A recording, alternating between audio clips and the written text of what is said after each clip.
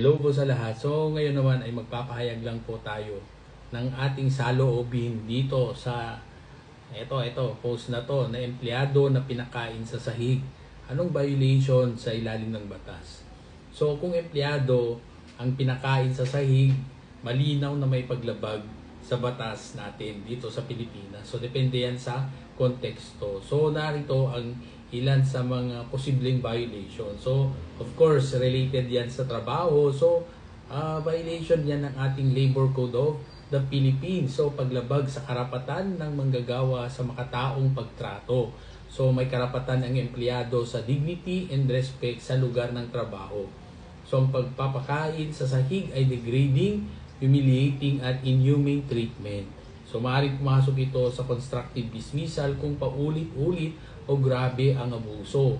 So, serious misconduct o abuse of authority ng employer or supervisor. So, ang principle dito is that employer must treat employees with justice and humanity.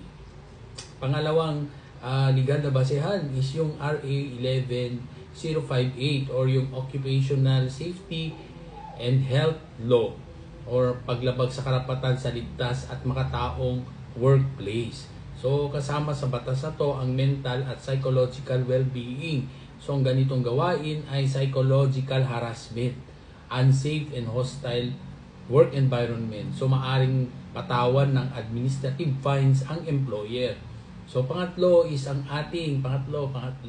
So, revise penal code. So, that would constitute unjust vexation under Article 287.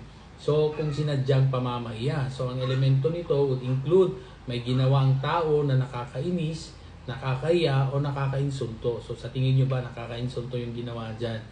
Walang legal na dahilan. At ang pagpapakain sa sahig ay maaring ituring na form ng public humiliation. So, criminal offense ito.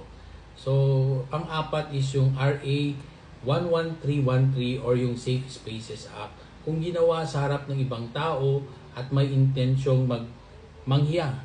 So, saklaw ang gender-based harassment or abusive conduct sa workplace. So, hindi kailangan ng sexual ang intent, sapat na ang degrading or humiliating. So, pwede rin yung RA 7877, yung sexual harassment law. Pero parang malayo na to, no? Kung may sexual o power-based motive. So, talo yun lang nag-assume. Kung meron, so kung ginawa yan ng supervisor or manager or may kapalit o pananakot at of course, sa ito, criminal offense ito, mas mabigat ang pananagutan. So, pwede naman sa civil code pagdating sa moral at exemplary damages kasi maaring maghabla ng civil case kung nasira ang dignidad o nagdulot ng trauma, kahihiyan o emotional distress. So, ngayon, ang tanong dyan is, anong maaaring gawin ng empleyado? Magbigti, hindi naman. Kaya talagang sama ng mga advice nyo dyan. So, ang maaaring gawin ng empleyado is, una, magreklamo sa DOLE. Pangalawa is mag-file ng criminal case.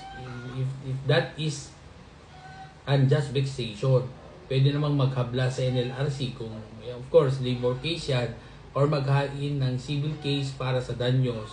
So, napaka-importante na i-document ang ebidensya. So, pwedeng video, pwedeng witnesses, or through chat. So, I hope maliwanag po yan.